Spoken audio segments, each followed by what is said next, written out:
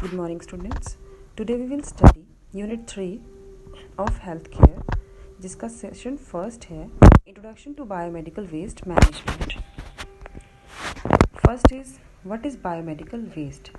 कोई भी वेस्ट, चाहे वो सॉलिड हो, फ्लूइड हो या लिक्विड हो, उसके कंटेनर के साथ जो हमें किसी पेशेंट के डायग्नोसिस, ट्रीटमेंट या इम्यूनाइजेशन के दौरान प्राप्त होता है, उसे बायोमेडिकल वेस्ट कहा जाता है. Next is the medical waste. Medical waste ऐसा वेस्ट है जो हमें मेडिकल फैसिलिटीज़ से जनरेट होता है, जैसे कि हॉस्पिटल से, क्लिनिक से, फिजिशियन ऑफिस से जो भी वेस्ट मिलता है, that is a medical waste. Next one is clinical waste. कोई भी वेस्ट जो पेशेंट को केयर देते हुए हमें प्राप्त होता है, उसे क्लिनिकल वेस्ट कहा जाता है. हॉस्पिटल वेस्ट ऐसा वेस्ट, चाहे वो बायोलॉजिकल है या नॉन बायोलॉजिकल है, जैविक है या अजैविक है, जो हमें हॉस्पिटल से मिलेगा, उसे हॉस्पिटल वेस्ट कहा जाएगा. Next is pathological waste. देखो, पैथोलॉजी का मतलब होता है सिंपली कोई बीमारी, ठीक है, बीमारी का कारण. तो ऐसा वेस्ट जो हमें सर्जरी के दौरान प्राप्त होता है, जैसे पेशेंट के body parts, tissues, body fluids, कोई स्पेसिमेन, उसे पैथोलॉजिकल वेस्ट कहा जाता है. Then is the infectious waste.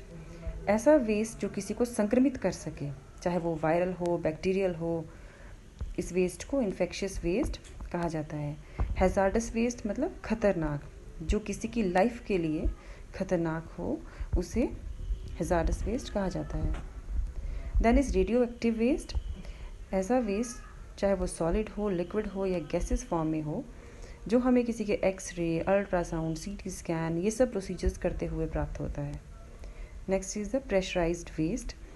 Hospital में जो भी कॉम्प्लेक्स गैस सिलेंडर्स यूज होते हैं, एरोसोल कैंस यूज होते हैं, इन सब से जो वेस्ट हमें मिलता है, that is pressurised waste. Then is the general waste. General waste का मतलब है नॉर्मल, जो किसी भी पब्लिक एरिया से, स्टोर से, न्यूज़पेपर्स, डॉक्यूमेंट्स, इस तरह का कचरा जो हॉस्पिटल में होता है, that is a general waste. Then is recyclable waste, जिसे दोबारा भी यूज़ किया जा सके. इसमें आते हैं aluminium, X-ray film, silver from X-ray, plastics etcetera. Then is the classification of hospital waste. First one is general waste. ऐसा वेस्ट जो हमें ऑफिस से मिलता है, किचन से मिलता है, लॉन्ड्री से मिलता है और स्टोर से मिलता है. Next one is the sharps. इसमें सभी कांच से संबंधित चीज़ें आती हैं, जैसे कि blades, razors, nails, broken glasses, जो शार्प होते हैं. Then is a infected waste. ऐसा वेस्ट जो किसी को इन्फेक्शन कॉज कर सके. मोस्टली ये सर्जरीज के दौरान जो वेस्ट निकलता है बॉडी से, जैसे टिश्यूज़ एंड ऑर्गन्स, वही होता है. Then is a chemical waste. इसमें बहुत सारे केमिकल्स आते हैं, various like formaldehyde, acetone, xylene, ethanol, इस तरह के जो वेस्ट होते हैं बाद में, that is a chemical waste. Then is radioactive waste. ऐसे वेस्ट जो हमें लेबोरेटरीज से प्राप्त होते हैं, वेरियस रेडियोलॉजी डिपार्टमेंट से प्राप्त होते हैं. Then is cytotoxic drugs. Anti cancerous drugs जो होती हैं, उन्हें साइटोटॉक्सिक ड्रग्स कहा जाता है. Then is the categories of waste. So इसमें 10 कैटेगरीज हैं, and first category is human anatomical waste. जितना भी ह्यूमन बींग्स का जो वेस्ट होगा, एनाटॉमिकल वेस्ट, वो कैटेगरी 1 में आएगा. 2 में आएगा एनिमल वेस्ट, चाहे वो एनिमल के टिश्यूज़ हो, ऑर्गन्स हो, बॉडी पार्ट्स हो, ब्लीडिंग पार्ट्स हो, कुछ भी जो एनिमल्स का है, that is category number 2. Then is the category 3. इसमें आता है आपका माइक्रोबायोलॉजी एंड बायोटेक्नोलॉजी वेस्ट. अगर हम बात करें लेबोरेटरी के कल्चर्स, स्पेसिमेंस, जो भी सैम्पल्स लिए जाते हैं रिसर्च के लिए, जो भी सैम्पल्स जाते हैं, जो भी वहाँ पे केमिकल्स यूज़ होते हैं, ये सब चीज़ें आपकी कैटेगरी नंबर 3 में आती है. Then is category 4. जो भी शार्प इंस्ट्रूमेंट्स होंगे, नीडल्स होंगी, syringes, blades, all come in the category number 4. Then is the category number 5. जितनी भी मेडिसिन हैं जो साइटोटॉक्सिक ड्रग्स हैं, जैसे कि हमने पहले पढ़ा, एंटी कैंसरस जो ड्रग्स होती हैं, वो सब आते हैं कैटेगरी नंबर 5 में. Then is the category 6. इसमें आएगी आपकी सॉलिड वेस्ट आइटम्स. ठीक है, सॉलिड वेस्ट आइटम कैसी? जो कंटेमिनेटेड हैं ब्लड से या बॉडी फ्लूइड से, जैसे कि कॉटन हो गया, ड्रेसिंग होगी. फॉर एग्जांपल किसी की सर्जरी हुई, आपने उसकी जो उसका इंजरी थी, जो आपने उसका जो सर्जिकल स्कार था उसको क्लीन किया, तो वहाँ से जो कॉटन होगी वो फ्लूइड वाली होगी. That comes in the category number 6. Then category 7, इसमें भी सॉलिड वेस्ट आएगा, लेकिन कौन सा वाला?